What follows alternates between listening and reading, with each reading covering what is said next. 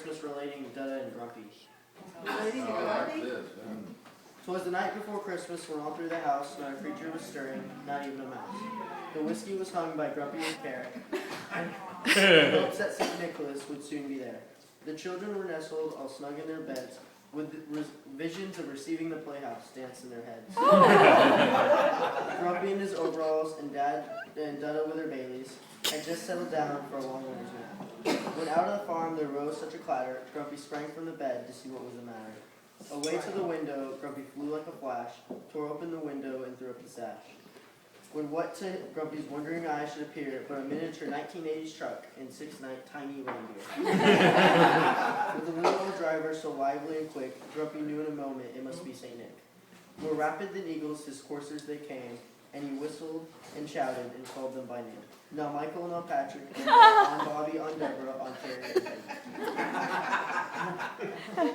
To the top of the barn, to the top of the wall, now dash away, all. As dryly as before the wild hurricane fly, when they meet with an obstacle mount to the sky. So up to the housetop the coursers they flew, with the 1980s truck full of alcohol and St. Nicholas too. And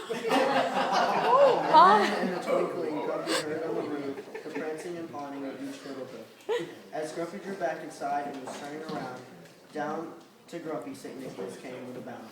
He was dressed all in fur from his head to his foot, and his clothes were all tarnished with ashes and soot. A bundle of treats he had flung on his back, and he looked like a jolly old man with a heart as big as the Houlihan family. Just opening his pack, his eyes how they twinkled, his dimples how merry, his cheeks were like roses, his nose was like a cherry. His droll little mouth was drawn up like a bow, and the beard on his chin was as white as the snow.